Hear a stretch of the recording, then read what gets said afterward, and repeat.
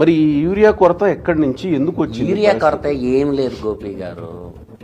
Urea కొరత ఏంటంటే ఇండస్ట్రీల్లో కూడా నత్రజని ఎక్కువ వాడతారు. నీమ్ కోటెడ్ యూరియా ఉంది. వరల్డ్ దాంతో ఒక ఒప్పందం చేసుకున్నారు మన వాళ్ళు.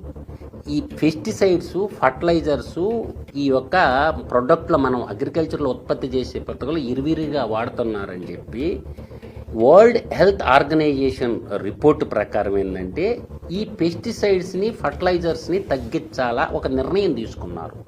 తర్వాత ఈ మధ్య మీరు విన్నారో లేదో ప్రకృతి వ్యవసాయం సదస్సులు జరిగినాయి, గుర్తుండయా మీకు? మేము ప్రకృతి సేద్యం చేస్తాం, ప్రకృతి వ్యవసాయం చేస్తాం. కొంతమంది రైతుల్ని క్రమేణ తగ్గించుకుంటా వచ్చి అంత ప్రకృతి వ్యవసాయం చేస్తామని చేయాలని చెప్పి ఒక సంకల్పం తీసుకున్నారు. మొట్టమొదటి సంవత్సరం ఒక 20%, తర్వాత 20% అటు తగ్గించుకుంటా ప్రకృతి వ్యవసాయం చేసే వాళ్ళకి ఎరువులతో ఏం పని నాకు చెప్పండి. దాని మీద సంతకం పెట్టారు, ఉత్పత్తి తగ్గించారు. మీరే కదా, రాష్ట్ర ప్రభుత్వాలే కదా మేము ప్రకృతి వ్యవసాయం చేస్తాం అని చెప్పి సంతకాలు పెట్టించింది గవర్నమెంట్ కాడ.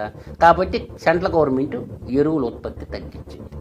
అది సమస్య, భారతదేశం వ్యాప్తంగా ఉంది ఈ సమస్య.